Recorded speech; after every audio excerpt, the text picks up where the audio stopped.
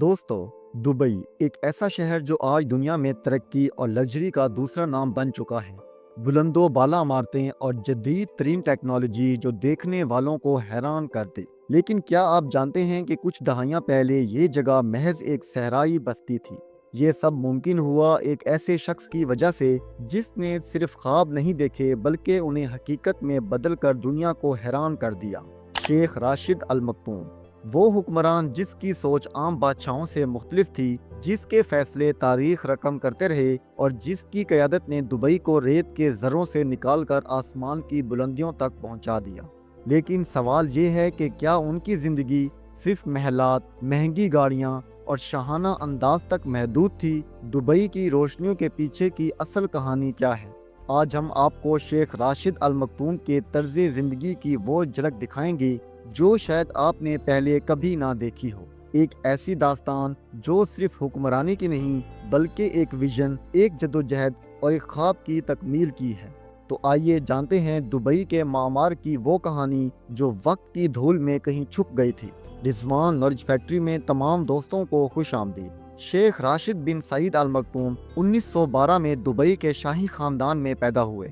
ان کا تعلق المکتوم خاندان سے تھا جو 1833 سے دبئی پر حکمرانی کر رہا ہے۔ ان کی پرورش ایک روایتی عرب گھرانے میں ہوئی جہاں قیادت، بہادری اور اپنی قوم کی خدمت کے اصول سکھائے جاتے تھے۔ ابتدائی تعلیم دبئی اور پھر مکہ اور مدینہ میں حاصل کی، جہاں انہیں اسلامی تعلیمات کے ساتھ ساتھ قیادت اور سیاسی حکمت عملی کی تربیت بھی دی گئی۔ کم عمری میں ہی وہ اپنے والد شیخ سعید بن مکتوم کے ساتھ حکومتی معاملات میں شامل ہو گئے، جس سے ان میں قیادت کی صلاحیت مزید نکھر گئی۔ 1958 میں جب وہ دبئی کے حکمران بنے تو انہوں نے ایک ایسے سفر کا آغاز کیا جو نہ صرف دبئی بلکہ پورے مشرق وسطیٰ کی تاریخ بدلنے والا تھا۔ ان کے فیصلوں، پالیسیوں اور انقلابی سوچ نے دبئی کو ایک عالمی طاقت میں تبدیل کر دیا۔ لیکن یہ سب اتنا آسان نہیں تھا۔ راستے میں بے شمار چیلنجز اور مشکلات آئیں جن کو انہوں نے محنت اور غیر معمولی قیادت سے عبور کیا۔ 1960 کی دہائی میں خلیج عرب کی کئی ریاستیں برطانیہ کے زیر اثر تھیں اور علاقائی سیاست غیر یقینی تھی۔ برطانیہ نے جب اعلان کیا کہ وہ 1971 تک خلیجی ریاستوں سے نکل جائے گا تو یہاں کے حکمرانوں کے سامنے ایک بہت بڑا چیلنج تھا، یا تو اپنی الگ الگ حیثیت میں رہیں یا مل کر ایک مضبوط ملک بنائیں۔ شیخ راشد نے اس نازک وقت میں اپنی دانشمندی کا مظاہرہ کیا اور ابو ظبی کے حکمران شیخ زاید بن سلطان آل نہیان کے ساتھ مل کر متحدہ عرب امارات کے قیام کا فیصلہ کیا۔ جب متحدہ عرب امارات 1971 میں وجود میں آیا تو یہ ایک نیا ملک تھا، لیکن وسائل اور بنیادی ڈھانچے کی کمی کے باعث اسے بے شمار چیلنجز کا سامنا تھا۔ اس وقت دنیا کے بہت سے لوگ دبئی اور دیگر امارات کو محض صحرائی علاقے سمجھتے تھے جہاں ترقی کی کوئی خاص امید نہیں تھی، مگر شیخ راشد المکتوم کی قیادت میں دبئی اور UAE نے وہ ترقی کی جو کسی نے خواب میں بھی نہ دیکھی تھی۔ شیخ راشد ایک ایسے حکمران تھے جو صرف آج کے بارے میں نہیں بلکہ آنے والے وقت کے لیے منصوبے بناتے تھے۔ انہوں نے جان لیا تھا کہ تیل پر انحصار ہمیشہ نہیں رہے گا، اس لیے انہوں نے دبئی کو ایک عالمی تجارت، سیاحتی اور اقتصادی مرکز بنانے کا خواب دیکھا۔ ان کے ویژن کی بدولت نہ صرف دبئی بلکہ پورا UAE ترقی کی راہ پر گامزن ہو گیا۔ شیخ راشد نے دنیا بھر کے سرمایہ کاروں کو متوجہ کرنے کے لیے جبل علی فری زون قائم کیا، جو آج دنیا کے سب سے بڑے فری ٹریڈ زون میں شامل ہے۔ یہاں کاروبار کرنے والوں سے کوئی ٹیکس نہیں لیا جاتا، جس کے باعث ہزاروں بین الاقوامی کمپنیاں دبئی میں سرمایہ کاری کے لیے آئیں۔ شیخ راشد نے یہ محسوس کیا کہ اگر دبئی کو عالمی سطح پر نمایاں کرنا ہے تو ایک عالمی معیار کا ایئرپورٹ ضروری ہوگا۔ انہوں نے 1960 میں دبئی انٹرنیشنل ایئرپورٹ کی تعمیر کا آغاز کیا، جو آج دنیا کے مصروف ترین ایئرپورٹس میں شامل ہے اور لاکھوں مسافر یہاں سے سفر کرتے ہیں۔ اس وقت دبئی میں ٹرانسپورٹ کا کوئی خاص نظام موجود نہیں تھا۔ شیخ راشد نے شیخ زاید روڈ سمیت کئی جدید سڑکیں اور پل بنوائے، جس سے دبئی ایک جدید شہر کے طور پر ابھر کر سامنے آیا۔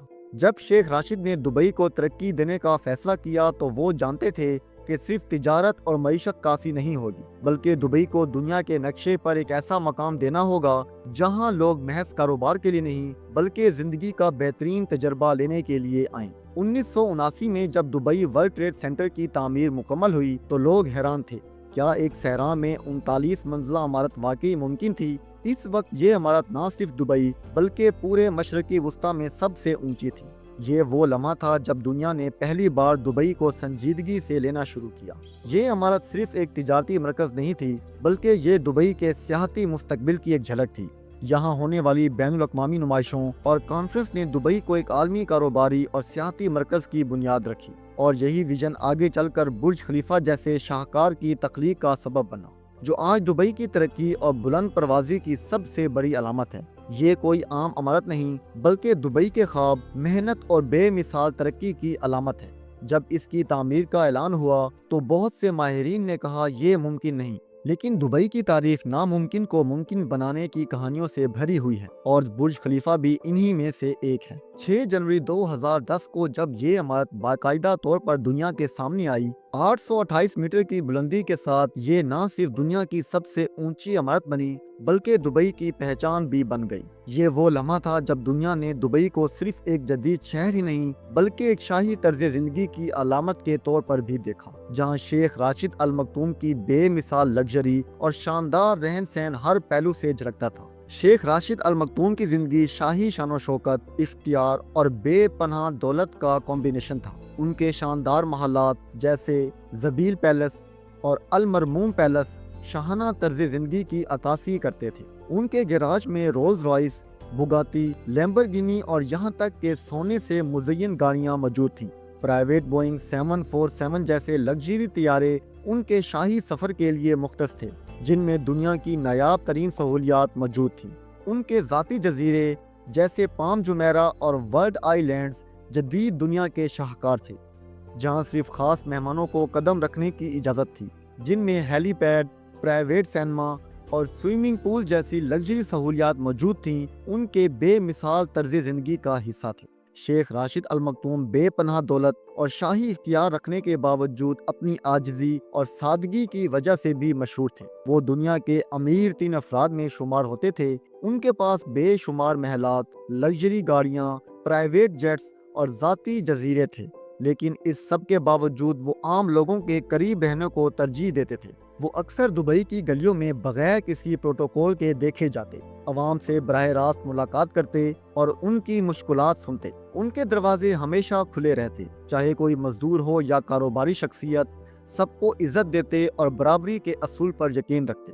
ان کی عاجزی کا اندازہ اس بات سے لگایا جا سکتا ہے کہ وہ اکثر اپنے ملازمین اور مقامی شہریوں کے ساتھ عام جگہوں پر کھانے کھاتے اور ان سے بے تکلف گفتگو کرتے۔ ان کی شخصیت میں ایک خاص وقار اور سادگی تھی جو انہیں دوسرے روایتی حکمرانوں سے ممتاز کرتی تھی۔ وہ نہ صرف اپنے لوگوں کی بھلائی کے لیے دن رات کام کرتے بلکہ انسانی ہمدردی اور فلاحی کاموں میں بھی پیش رہتے۔ ان کی زندگی اس بات کی مثال تھی کہ حقیقی عظمت صرف دولت میں نہیں بلکہ کردار میں ہوتی ہے۔ یہی وجہ ہے کہ شیخ راشد المکتوم کا نام صرف دبئی میں نہیں بلکہ پوری دنیا میں ایک مثال کے طور پر لیا جاتا ہے، ایک ایسی مثال جو ہمیں سکھاتی ہے کہ ویژن، محنت اور قیادت کے ساتھ کچھ بھی ممکن ہے۔ اگر آپ کو یہ ویڈیو پسند آئی ہو تو اسے لائک کریں، چینل کو سبسکرائب کریں اور کمنٹس میں بتائیں کہ آپ کو شیخ راشد کی شخصیت کا کون سا پہلو سب سے زیادہ متاثر کن لگا۔ ملتے ہیں اگلی ویڈیو میں۔ شکریہ، اللہ حافظ۔